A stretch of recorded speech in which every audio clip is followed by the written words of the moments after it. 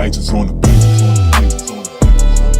What's up, YouTube? It's your girl Moni Sierra. How you doing today? I am doing okay. And if you don't already know me, my name is Monique. I'm a military wife. We're stationed in Grafenwohr, Germany, and if you're into vlogs, hauls, and bariatric surgery, then you come to the right place. So do me a favor, like, share, and subscribe, and you won't regret it. Turn the notification bell because I post every Friday at 12 p.m. Central Standard Time. You do not want to miss it. Also, comment down below on other things y'all want to see, and I most definitely get into it. Y'all, so today I wanted to talk about things that I wish I knew before getting weight loss surgery. And if you're new here, hi. Back in May of last year, I went to Izmir, Turkey, and I received the vertical sleeve gastrectomy, which is basically when a surgeon will go inside of you and cut about 70 to 80% of your stomach, and it just basically makes you eat less and you lose weight at a rapid pace. I'm 10 months post-op and I'm about 92 pounds down, which is decent for me. I started off at 321.7 and I am now at about 230-ish. So I'm getting somewhere. The 100 pounds is taking a moment, which can be stressful, but it's okay. So yeah, I wanted to talk about this since I'm now 10 months post-op, and I want anybody that's looking into getting the surgery to watch this video. It's gonna be very informative. So I think y'all will enjoy this video. So we're gonna go ahead and get into this video. Okay, so now these are coming off the top of my head. I did not write anything off, but these are the things that's been sticking to my head for the past few months. One of the first things that I wish I knew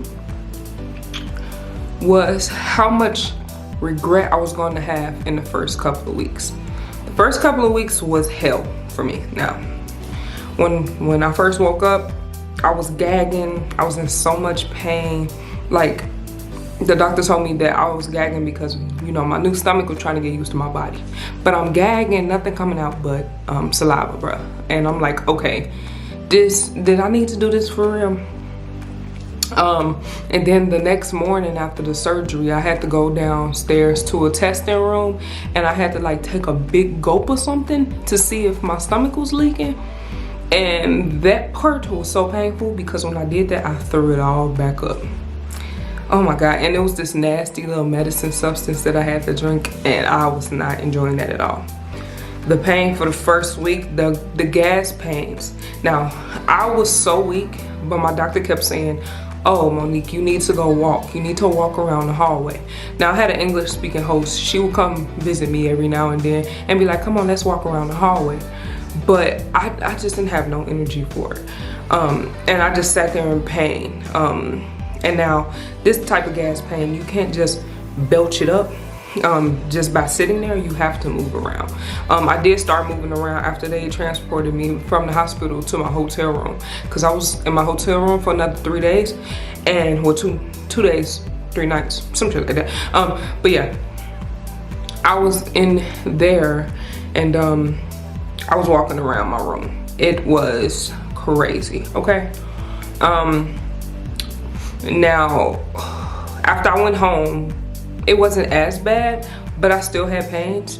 Some people I know, especially for the people that get like staples in their stomach instead of like the dissolvable stitches.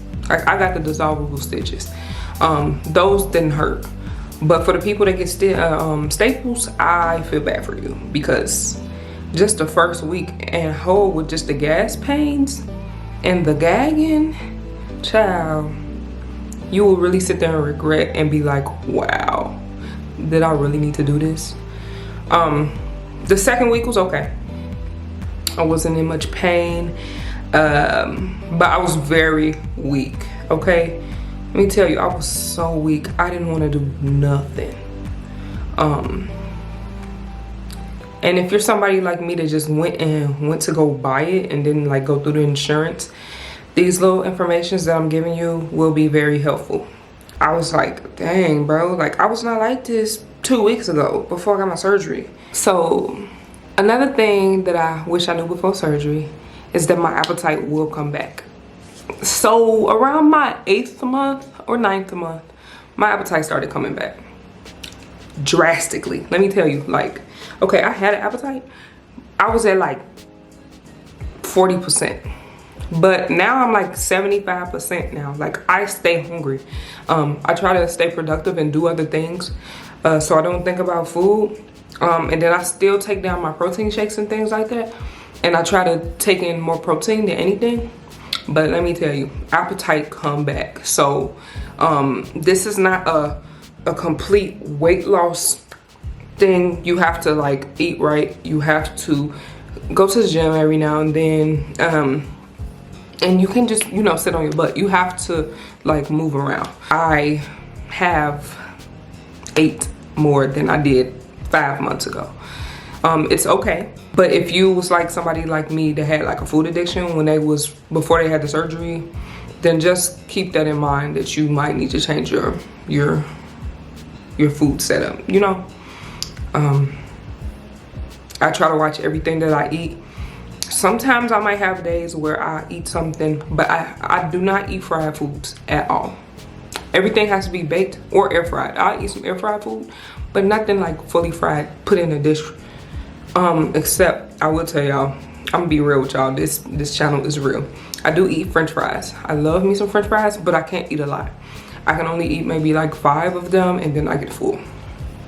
But I've always loved french fries and I'm never gonna give up on french fries. But everything else fried, I do not eat.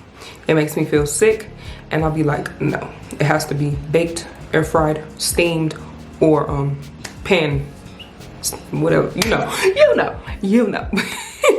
I wish I knew that the hair loss would be real, bro. I mean, I knew about the hair loss, but I didn't think that it was gonna be like crazy. Now, y'all really can't tell, but I do have hair loss. A lot of my locks are very thin. I lost the lock back here, and I'm in the urge of losing one up here as well. It can be very stressful, especially if your hair is your everything. Like, I love my hair. My hair used to be so bogus, so jacked up. And then I decided to cut my hair and I started growing locks. And I am at the longest my hair has been in years. Let me tell you. This is the longest my hair has ever been in about 10 years, to be honest. My hair started falling out when my sister and my mom wasn't able to do my hair anymore, and I just started doing shit to my head. Did not know what I was doing. And then back in 2018, I just got to the point where I was like, I'm gonna cut my hair. So I cut my hair fully bald. And I was like, I'm just gonna grow it out natural, not put a perm in my head and nothing. So I haven't had a perm in my hair for about 4 years. And for my hair to start falling out and stuff, it can get depressing, bro. And people say that there's things that you can do to help it, like take vitamins. Well, I take my vitamins and things like that, but that stuff is not gonna help it. It's bound to happen. You might be lucky and be one of those people that don't get hair loss, or you won't get a lot of hair loss, or you get a little. I would say mine's slight, but I could be on the urge of losing maybe like 3 or 4 more locks. And it's depressing, bruh. But, I mean, it is what it is. I just say the best outcome was me losing my weight, though. Like, even though I have a couple of locks that's out my head, can't nobody really tell. Unless I, like, show them. So, this was the best thing for me, even though I'm losing the hair. Another funny thing that I wish I knew was I will never, ever finish a meal ever, unless it's a small meal, like maybe like a kiddie meal. But say I go out with you to the restaurant, and they don't have nothing like a kid meal or something. I go there and I order a plate of maybe fish and some string beans or something like that. I'm finishing half of that and I'm getting a to-go box. That's how it's been this whole 10 months. You be prepared to bring a to-go box home. Be prepared to see everybody else still eating and you're sitting there full. Be prepared for that. And also be prepared for people to ask you, you're not hungry anymore? Are you sure you're done eating? I get that a lot. Yes, I'm done eating, I'm full. I have to tell people I'm full. Or be prepared for a waiter to look at you crazy because you didn't eat nothing on your plate. Literally. There was this one time I went to a restaurant and I ate maybe like 20% of my plate. Probably not even that. And the waiter was like, is it good? Are you sure? I was like, yes, it's very good. I just can't eat it all right now. You get that problem a lot, so be prepared for that. What I wish I knew was that alcohol runs right through you. Yes, it does. Okay, so I've always liked having a drink and stuff like that. After my surgery, I was told not to have a drink until up to a month. So I waited 3 weeks. Maybe like it was the end towards my 3 weeks. So I was almost at that month mark. I had a drink. And then when I had that drink, I got drunk as heck, like over drunk. And I was like, what's going on? So I did my research. You can't get drunk as heck. If you don't continue drinking and you stop, you will get sober in a snap like that. You be like, I did I just have a drink? I was just drunk as heck just 10 minutes ago, but now I am sober. So that's how it was at the beginning for me. Like I stayed getting sober, and that's a reason why some doctors don't want you to drink at all after having your surgery, because it makes you want to keep drinking. I even, when I went back home back in July, I was only 2 months post-op at that time, and I was still fragile.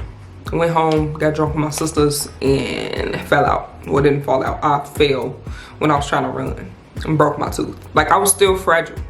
Like don't be like me, okay? Do not. Now I can drink, and it's like almost back to normal how it was before I got my surgery. But also I have slowed down completely. I don't drink as much as I used to. Being out here, I would drink maybe every other 3 days. But now I'll probably have a drink once on the weekend. And that's it.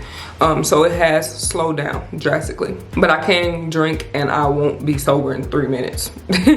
So that's just something to think about too, if you're a drinker. Okay, I'm gonna talk about 2 more things. This is a little short video, but one of the other things that I wish I knew about was the heartburn. Let me tell you, I'm still trying to get used to it. I'm still trying to make a list of things that I can't eat that gives me bad heartburn. But heartburn, child, like it be days. I had GERD. If y'all don't know what that is, it's like acid reflux, basically. So I always had GERD.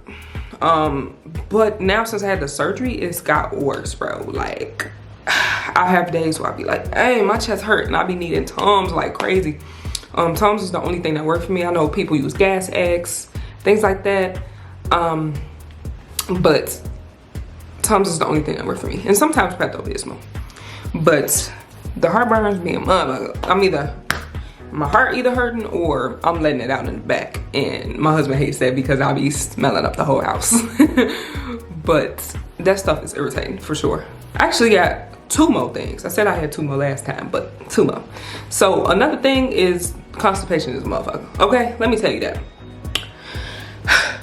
I have to take a laxative every other day to use the washroom, because if I don't, it's just gonna be backed up in me.